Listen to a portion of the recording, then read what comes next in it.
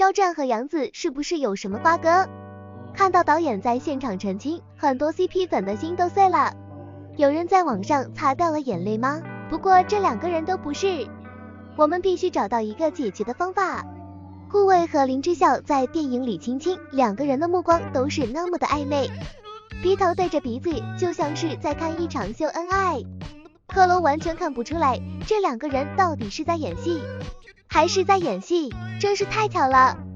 有个重庆小伙子，就是因为长得帅，仗着一身本事四处闯荡，结果遇上一个北京姑娘就销声匿迹了。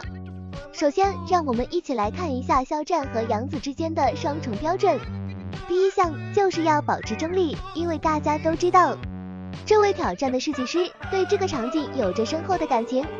他的照片是海绵宝宝和派大星，而他的照片就是在这两张照片中间。肖战敲响了闭幕式上的铜锣，然后将手中的鼓槌缓缓放在了舞台中央。他在拍摄《庆余年》时，因为要关门，故意将它放在了中间，之后又跟着众人出席各种场合，还故意摆出一副高冷的样子，这样才能达到一个平衡。诛仙发布会现场，肖战、李沁、孟美岐三人都说三个女人都是一场戏，但是我想三个人的相遇肯定会有很多的曲折，而肖战则是要在两个人中间，要有一种求生的渴望，从一开始的笑脸到最后他们不得不将目光转向孟美岐。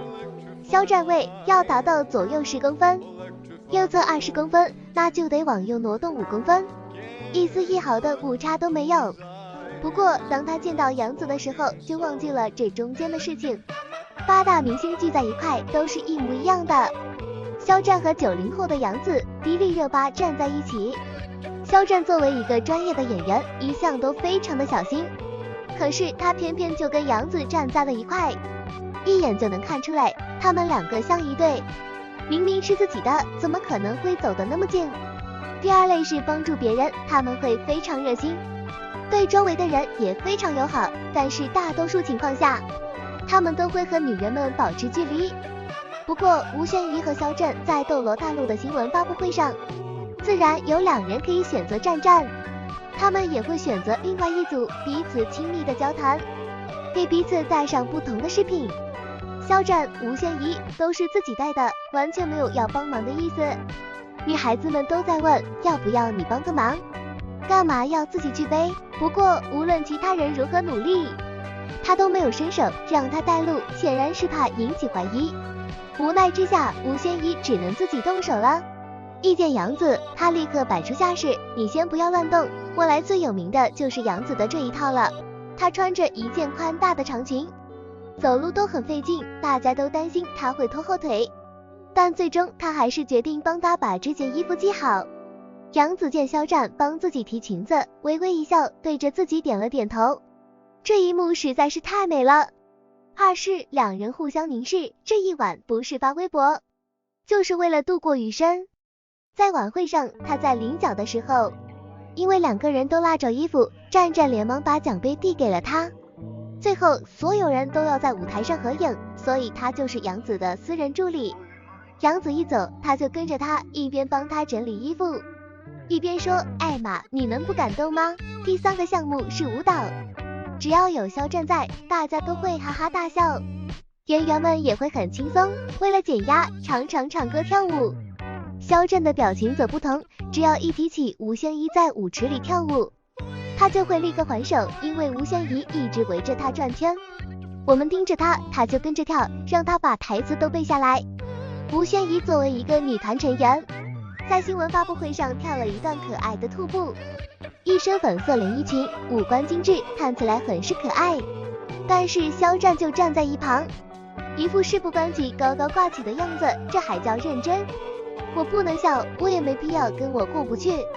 我问他，他一本正经地说，我的舞很可爱。我说他跳得很好，很好，很好，我就让他跳得更好。姊妹手舞足蹈，不但站着，还和他互动，笑到了嘴边。两人还在说着迪斯科，和杨紫玩得不亦乐乎，而肖战却是在一旁看着姊妹上蹿下跳，像是在调戏他。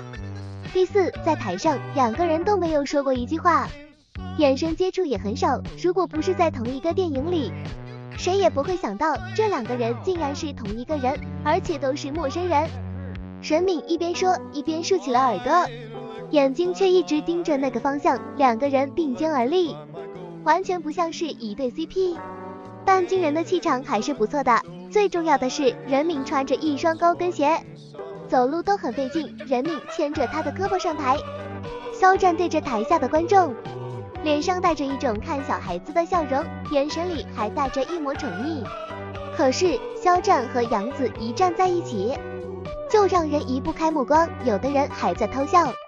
肖战荣获2020年度最佳男主角，与杨紫一同演唱《我的余生》的主题曲。肖战从后台走上来，对着杨紫微微一笑，杨紫回头，两人对视一眼，都露出了笑容。这场面实在是太热闹了，最后还滴滴大喊了一声加油。战战立刻举起手臂，对他投以一个鼓励的目光，目送着他离开。在公共场合，他总是会用余光偷瞟杨紫，杨紫一开口，他就把头凑到他的旁边，竖起耳朵，听到他的名字，嘴角还会露出一丝笑容。肖战在一次聚会上看到杨紫，还冲着他挥了挥手，示意他跟上去，生怕他跟丢了。肖战这一手还真是让人感动。第五，有人说要拍一段视频，大家都会说一句，然后互相嘲讽。